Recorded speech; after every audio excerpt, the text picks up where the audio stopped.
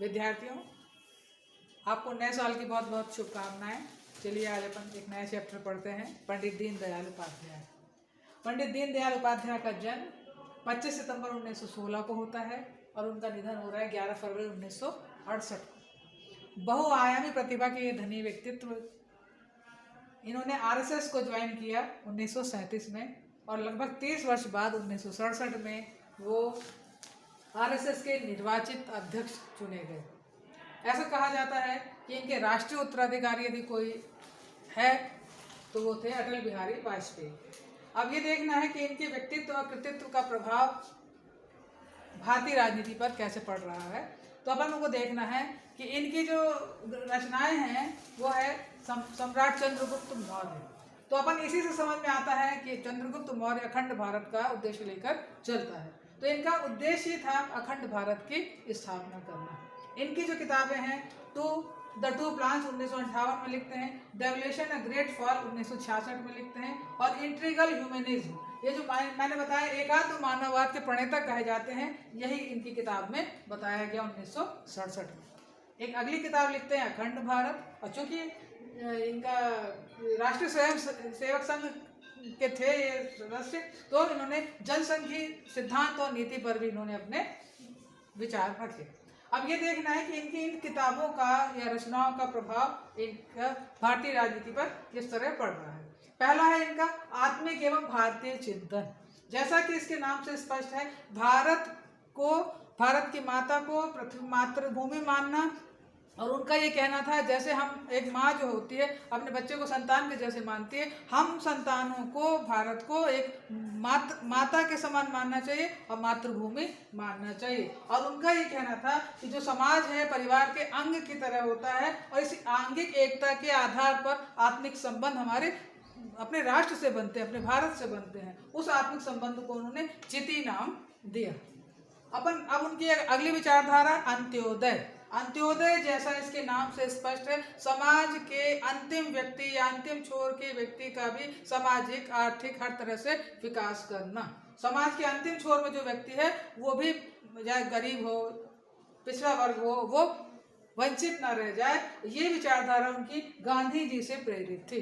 यहाँ पर भी इनका मानवतावाद देखने को मिलता है और वो जो चारों पुरुषार्थ है, धर्म अर्थ काम मोक्ष, इसकी प्रशंसा करते हैं, इसकी पहल करते हैं और वसुधैव कुटुंबकम की अवधारणा लेकर साथ वो चलते हैं। अपन इस अंत्योदय की जो धारणा है, जब से यदि अपन देखें नरेंद्र मोदी की सरकार जब आई है 2014 से, तब देखने को मिलता है कि इनके जन्म दिवस जो 25 सितंबर है, 25 सितंबर को अंत्योदय दिवस मनाया जाता है और 2014 से कई तरह की योजनाएं भारत के सामाजिक आर्थिक राजनीतिक विकास और भारत के व्यक्तित्व के विकास के लिए ये योजनाएं चल रही हैं। अभी मैं इसको आगे डिटेल बताऊंगी।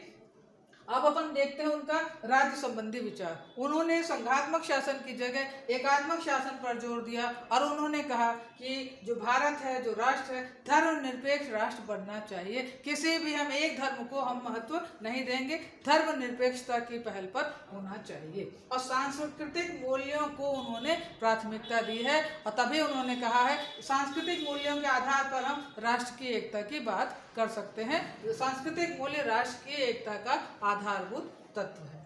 अब अपन अगला, और जैसे अपन यहाँ ये देखते हैं राज्य संबंधी विचार और जहाँ अखंड भारत की बात करते हैं, तो बच्चों मैं आपको बताऊं कि जब बीजेपी गवर्नमेंट ने 2014 से ही अपने घोषणा पत्र में लिखा हुआ था कि जो एकता और अखंडता की बात करेगा, इसीलिए धारा 370 ये जो जम्मू कश्मीर में हटाया गया और 35A जो हटाया गया केंद्र सरकार द्वारा, वो अखंड भारत का उद्देश्य कहीं ना कहीं लेकर के वो चलता है। और यही आगे किसकी अवधारणा पर जो रिफ्लेक्शन देखने को मिल रहा है, वो पंडित दीनदयाल उपाध्याय के विचारों और इनकी जो रचनाओं का क्रियान्वयन हमको इस सरकार में देखने को मिलता है। अब अपन यदि इनके आर्थिक विचार देखें तो जो मैं अंत्योदय की बात कर रही हूँ, वर्ष 2014 से आज दिनांक तक जितनी भी योजनाएं चल रही हैं अंत्योदय की, चाहे वो किसानों के सम्मान को लेकर हो, चाहे कौशल विकास को लेकर हो, और ताकि अंत्योदय वही बात है कि समाज के अंतिम छोर के व्यक्ति को भी समाज में जीने और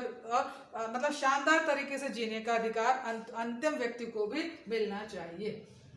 इस आर्थिक विचार के अंतर्गत उन्होंने बताया कि सरकार द्वारा व्यक्ति को उसके न्यूनतम जीवन स्तर जो उसको चाहिए, भोजन, वस्त्र, आवास, उसके लिए सरकार को, हर नागरिक को, हर जो वंचित वर्ग है, इसको आश्वस्त करना होगा कि हम आपको ये चिंता हम कर रहे हैं। लघु और कुटीर उद्योगों की स्थापना करने के लिए कहा। यहाँ अपन ने देखा गांधी जी के विचारों से प्रेरित ये अवधारणा यहाँ पर देखने को मिलती है। और उसके बाद कौशल विकास, कितने अंत्योदय योजनाएं जो 2014 से चालू हुई हैं, पंडित दीनदयाल उपाध्याय के ही नाम पर ये योजनाएं हैं। ये कौशल विकास संवर्धन है, इसके द्वारा अंत्योदय जो वर्ग है उन अंत्योदय योजना ही चलाई जा रही है ताकि हम व्यक्तित्व का विकास उनका कर सकें।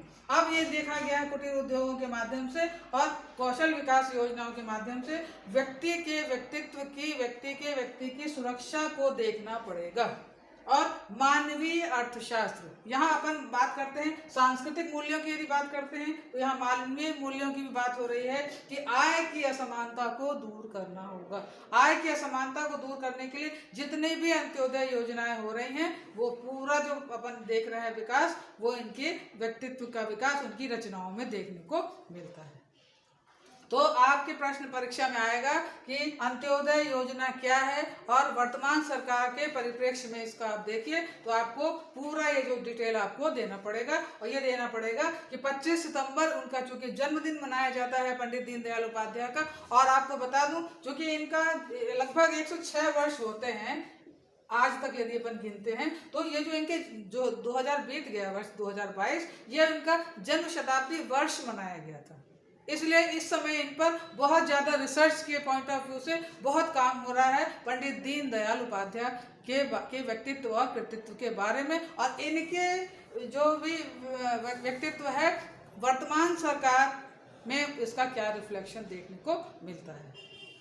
बच्चों आज के लिए इतना पर्याप्त है, कल अपन इससे आगे का चैप्टर पढ़ेंगे। बहुत बहुत धन्यवाद।